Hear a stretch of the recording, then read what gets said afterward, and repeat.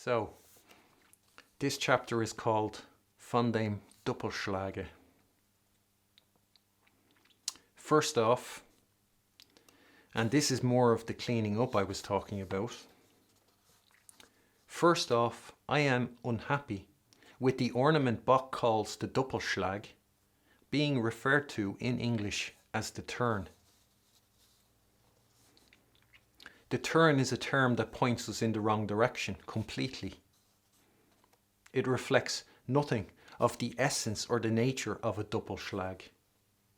That, to me, is insufficient, unacceptable, given that the German term Doppelschlag does reflect the nature or the essence of that ornament and does point people in the right direction.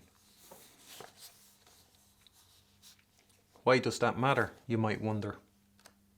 What's in a name? Well, since Lilliput and the Roll of Honour fail to understand it, play it, and consequently teach it properly, one could say the inaccurate, useless, irrelevant name given to it was complicit in this concerted mess of failure, at least in the English-speaking world. So there'll be many reasons why it's not understood, played, or taught properly. And the incorrect term, the turn, the useless term that is, that might play a part in it.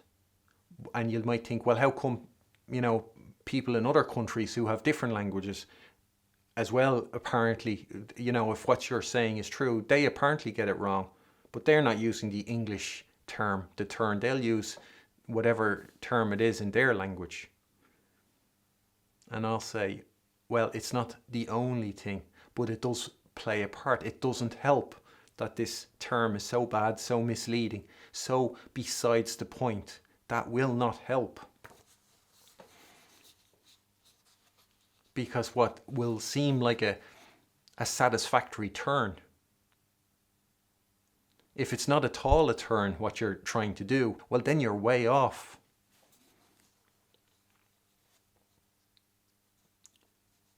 So why bother with this? And what I'd say is fix what you can. Just because you can't solve everything doesn't mean you can't fix that what can be fixed.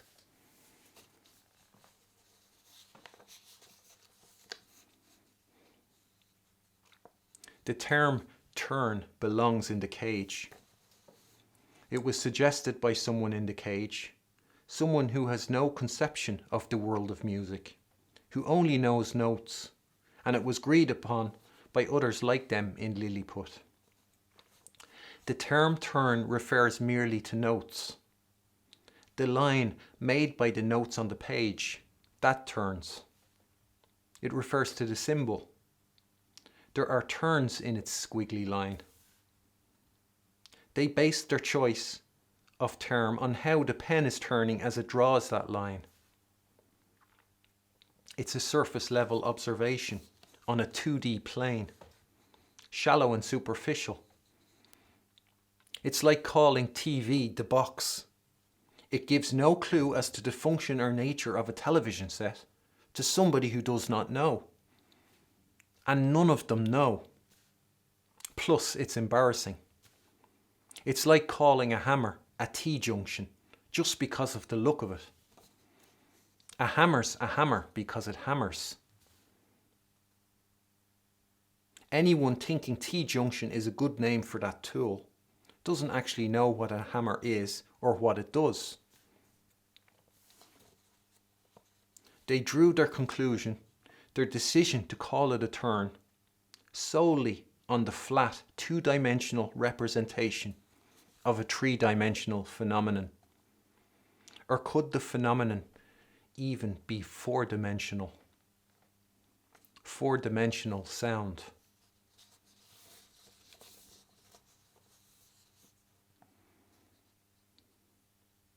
Those in the cage possessed not the means, nor the ability, nor the insight, nor the humility to be able to look at that ornament as it exists in the world of music. And thus, with their ridiculous choice of term, neglected all that is important or vital even.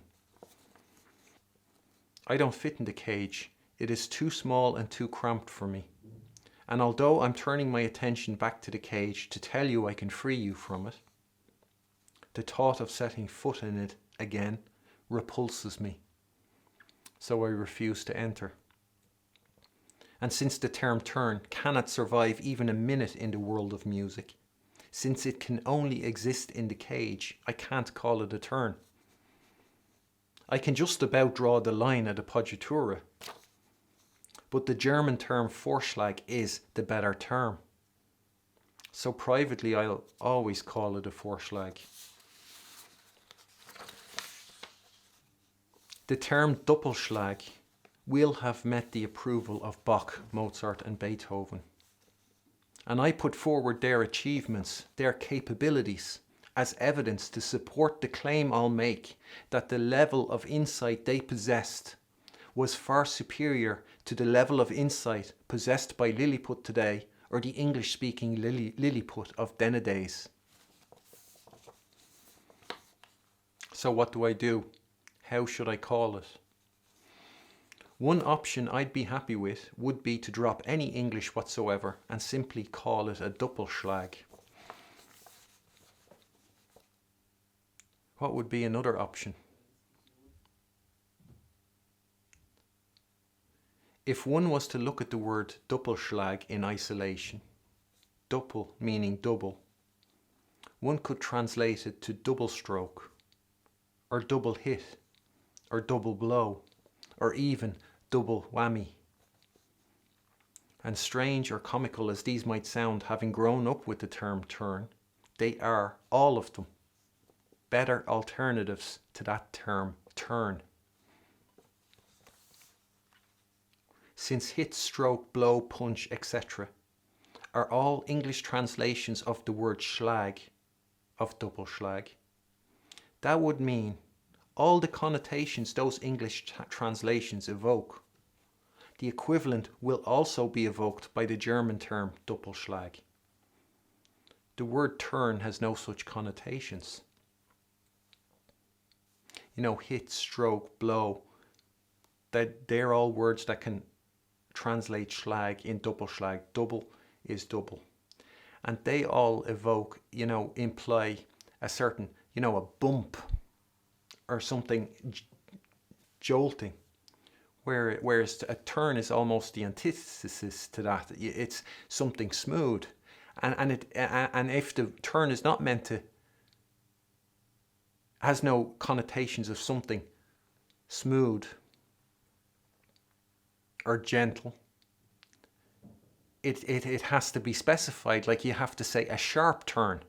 You have to say a sharp turn because the turn itself does not evoke such a connotation. It has to be specified that this turn is sharp, because a turn by nature will be considered like a curve or something gentle. So you can see turn and a word like hit, stroke, blow or punch, they're at odds with each other.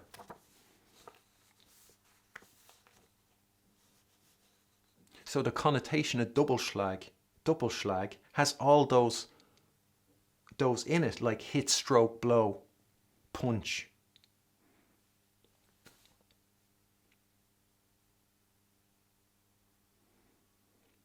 And of course, Lilliput, the roll of honour, those in the cage will have consulted a dictionary and will have likely been aware of such options. I mean, I'd be silly to think they wouldn't be. And I could imagine they rejected them because none of them were succinct or pithy enough to become its official translation, and that was where the term turn won out. I considered calling it a double stroke, in keeping with my calling the turn at the end of the trill what Bach calls the Nachschlag, an afterstroke. But I would agree that the term double stroke isn't concise enough to be truly satisfactory. So what I've decided to do is call it a brace. So that's what I've decided. I'm going to call it a brace in these videos from now on. And the origin of brace in Middle English, I took this down, as it says, as a verb meaning clasp, fasten tightly. And that's coming from Old French, brassiere, I mean, excuse my pronunciation, meaning embrace. And that comes from brace, meaning two arms. From Latin, brachia, plural of brachium, arm. So brachia is two arms, plural of brachium, which means arm. And from Greek, brachion. So if you consider brace in football is 2 goals, so if you score a brace in football, or if a brace has been scored in football, it means 2 goals have been scored. Or braces are the 2 straps to keep your trousers from falling. The double of Doppelschlag is covered. So that 2 element, 2 arms, 2 goals, 2 straps to keep your trousers up. The double of Doppelschlag is covered.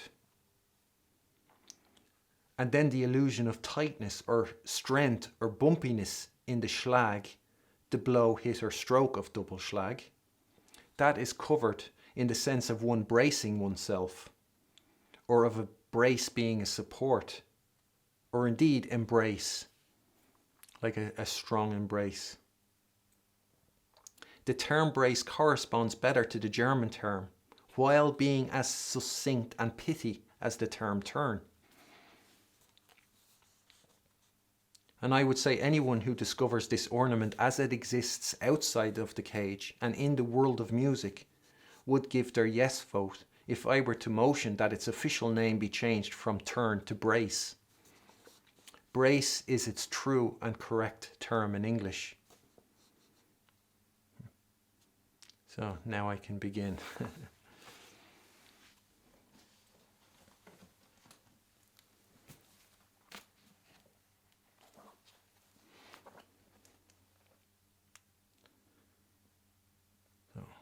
Vierte Abteilung von dem Doppelschlage. Der Doppelschlag ist eine leichte Manier, welche den Gesang zugleich angenehm und glänzend macht. Seine Andeutung und Ausübung finden wir Tab 5 bei Figur 50 abgebildet. Wir sehen hierbei die Notwendigkeit, bei darauffolgenden Oktaven oder anderen weiten Sprüngen diesen Doppelschlag mit 4 Fingern zu machen. Man pflegt in diesem Falle 2 Ziffern nebeneinander über die Note zu setzen. And so there's an appendix addition to this paragraph that I'll read. Wenn der Doppelschlag mit einem Versetzungszeichen über einer Note vorkommt, wobei wegen der Modulation auch wohl 2 Versetzungszeichen sein können, so setzt man das Versetzungszeichen linker und rechter Hand über den Doppelschlag, nachdem es früher oder später vorkommt. So, Bach gives us here the purpose of the brace.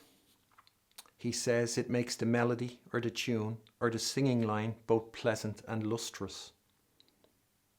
Other translations of glänzend can be bright, brilliant, gleaming, glittering, flashing, sparkling, and so on and so forth. This is a clue as to its proper interpretation, and is something one can keep in mind when one, in search of the right answer, approaches it in the score. Should a brace fail to produce such effect? Should one instead just hear notes? One can wonder if one is performing it as it's meant to be performed. Additionally, Bach calls it an easy ornament. And for such an easy ornament, one would think it hardly needs consideration. That this chapter will be, perhaps, nice to have, but on the whole, a bit too basic, a bit too rudimentary for the level the Roll of Honour is at, for example. that Bach, writing 37 paragraphs on the subject, was being a tad indulgent. He's a very indulgent music maker and educator. The key word being indulgent. You know, as indulgent as Mozart was, publishing 2 autonomous works that cancel each other out into 1 volume, that's indulgent. So just think of how quickly the turn will have been covered in your lesson. I could list all that's been said about it, like I listed that what is taught regarding the appoggiatura, and I'd be citing an even shorter list. There's not much to it.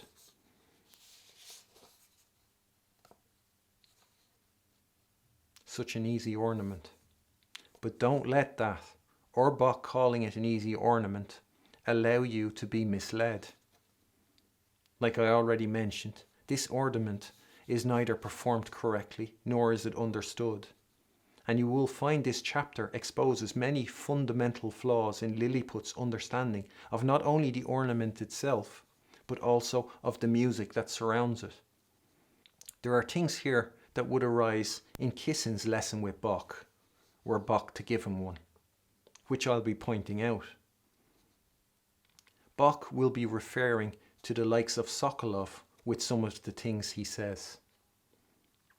So while the ornament is indeed easy, it might even be wonderfully easy, given the luster and pleasantness it provides, the nimbleness, swiftness, the agility it conjures forth.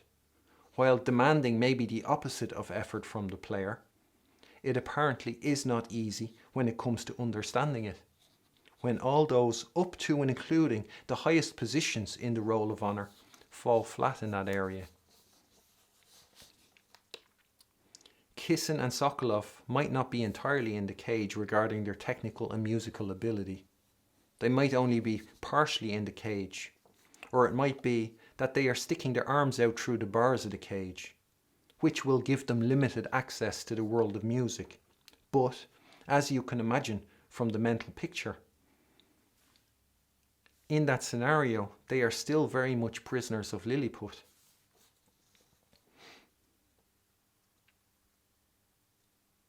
So why do I say that? Well, you might better appreciate the significance of what Bach is sharing if you think it's to the likes of Kissin and Sokolov Bach is referring. You know, the arrogance stops you from progressing, from learning, and there's no place of greater arrogance than a university. And they'll be telling their students that Bach is talking to a bunch of Neanderthals who bash around on their stone pianos in their caves. But Bach wasn't talking to them. He wasn't talking to people way below students in universities nowadays, way below the standards of the professors talking to those students. He was talking to people way above them, unless you don't consider Kissin and Sokolov to be above you. And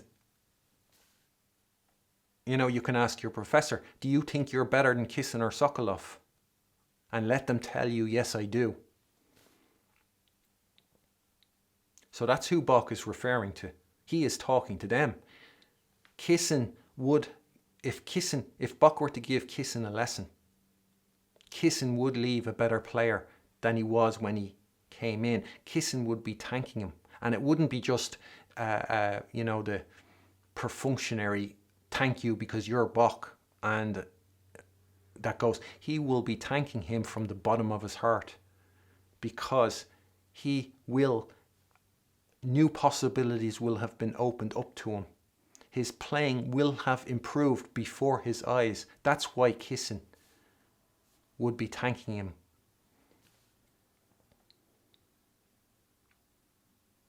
And it's all lost. None of it is noticed because people are looking at it with that arrogance, that detrimental arrogance that is your enemy. Your number one enemy is arrogance. And arrogance might feel, it'll make itself feel like you're being tolerant or magnanimous, you know, like, oh, I can overlook your shortcomings because I think you're such a genius. That is arrogance. Where you think you are being a good person, that is actually arrogance at play. And what it is doing is preventing you from discovering the truth, from realizing the correct answer, because you think, oh, it's not meant to be better than that. Because your arrogance thinks, you're projecting, you know, arrogance projects its own level on other things. So instead of saying, hold on, Mozart is a genius, he couldn't possibly sound this bad. Arrogance has you saying, Mozart was a genius, but, you know, nobody back then was as developed or as sophisticated as we are now. So there'll always be things that sound crap to our ears. And so I say that Kissen and Sokolov are in Lilliput not to attack them, but to show you, or to bring you onto the idea of, hold on, maybe what Bach is saying is directed at, it's as high as it can go. And that if, and Kissen and Sokolov will be the students in those lessons. And Bach is going to have to tell them things he says here to us. So that should give you a clue of the level this is at. This is no ordinary level. So at figure 50, we see its indication and execution. I'll read paragraph 2 now before I go on. Weil die allermeiste Zeit hurtig ausgeführt wird, so habe ich die Geltung seiner Nötigen, welche enthält, sowohl bei langsamer als auch geschwinder Zeitmaß entwerfen müssen. Hat auch das bei dem mit Stern markierten Exempel befindliche Zeichen. Ich habe diesmal das erstere erwählt, aller sich etwa ereignenden Zweideutigkeit wegen der Ziffern aus dem Wege zu gehen. Already in figure 50, one can notice a discrepancy with how Bach presents the brace to the typical theory of the turn as it's generally presented. I'd go so far as to say how it's presented nearly 100% of the time. The turn will be taught as an ornament of 4 equal notes. That a turn divides the note into 4 equal notes, or itself comprises 4 equal notes, when it takes up part of a longer note. With Bach, you can see that is not the case. The typical theory is obviously a representation of Lilliput, of the cage, where nothing is of consequence, whereas Bach's is a representation of how it exists in the world of music, subject to the laws of nature, of how Mozart and Beethoven will have understood it, and will know it to be, and will have performed it, because their world is the world of music.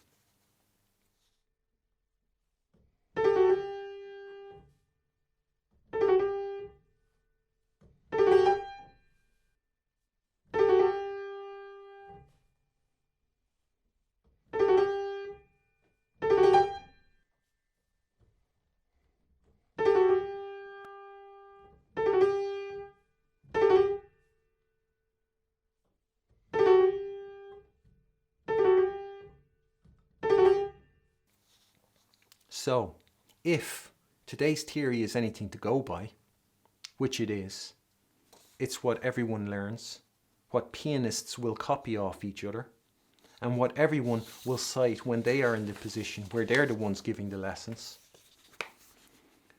one can conclude that Bach, Mozart and Beethoven will have played it differently. It is only at a tempo marking of presto does the brace become 4 equal notes. So the brace, at every tempo before presto, Lilliput theory either completely fails to address, or In the rare cases where a differentiation is made, they misrepresent it.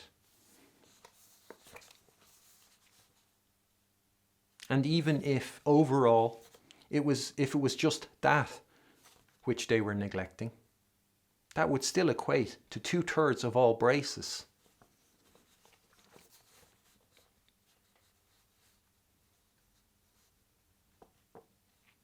That's a lot of braces that are gotten that people get wrong because the theory is so insufficient, is so lacking. What you learn about the brace or the turn. You are going to discover the brace. What you know is the turn, which is not a brace.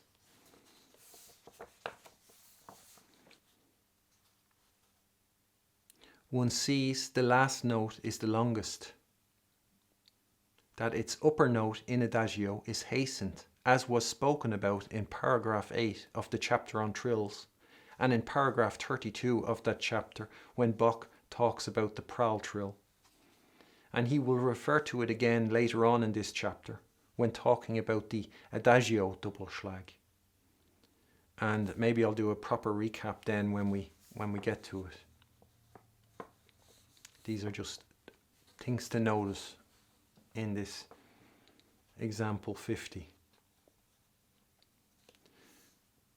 And Bach said he had to chart the value of its notes in slow as well as faster tempos because for the most part the brace is played quickly. What figure 50 is, what we get to enjoy here, is an accurate representation of how Bach, Mozart and Beethoven will have performed the brace at each of those speeds from someone with Bach's level of perception. And it is our understanding of what his level of perception could be that clues us in as to how carefully we should consider his recording of it. So him writing it down, that's a recording of it.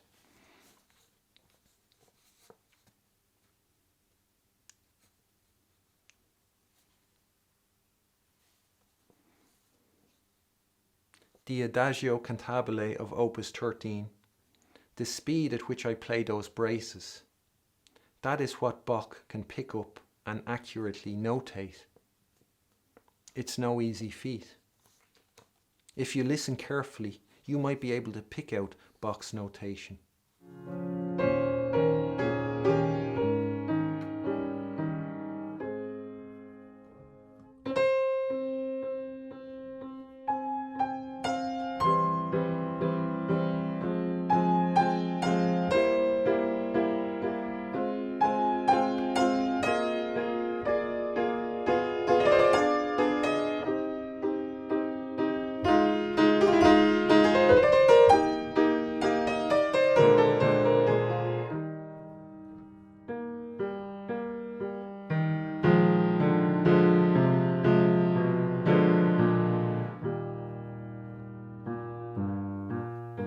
And I'll add, incidentally, that throughout the second movement of K457, you will hear all three versions of the brace.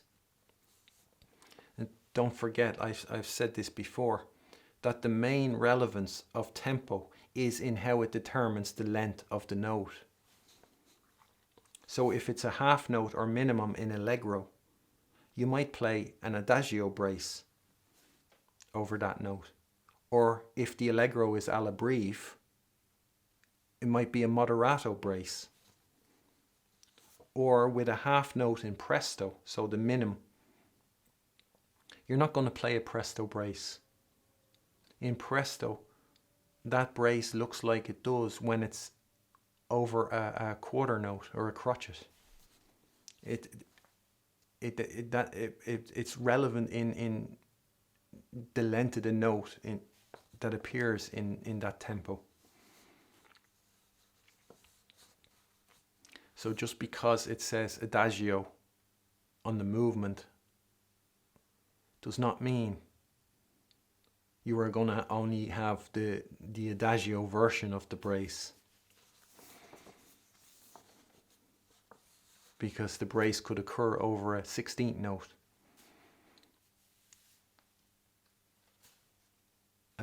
Just as easily as it can occur over a quarter note. And when Bach says it's played quickly, don't think that because cars weren't invented back then, that what Bach had considered quick, we'd consider slow. Because he never drove in a car. That neither speed nor the concept of speed or conception of speed existed before we invented the automobile.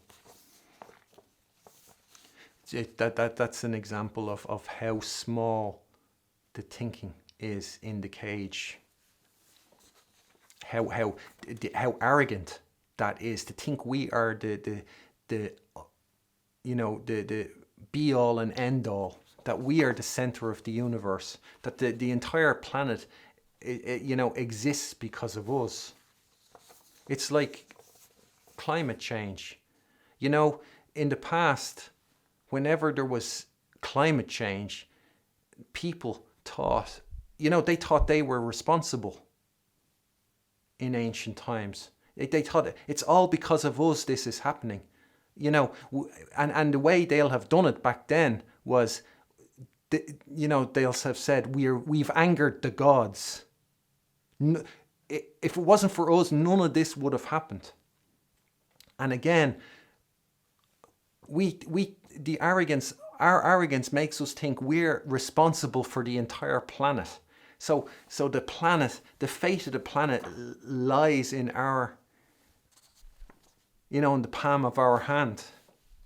It's no different. It's the same arrogance. Maybe we're too small. Maybe we're too insignificant to steer the planet.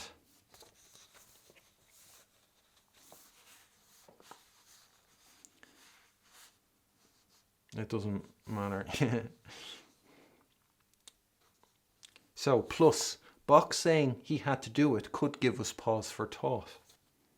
He himself had to do it.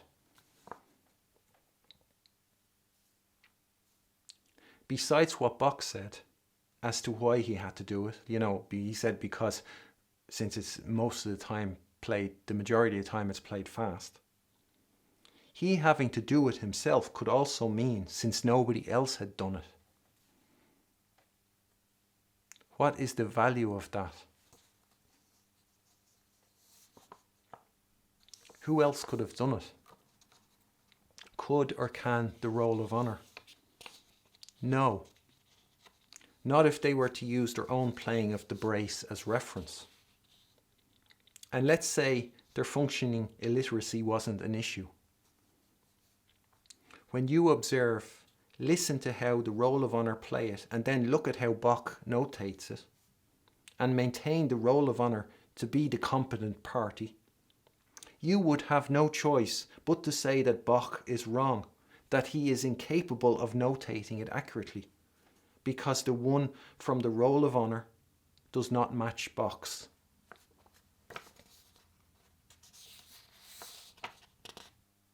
Okay, I'll leave it at that for this video, and I'll pick up where I left off in the next. Bye.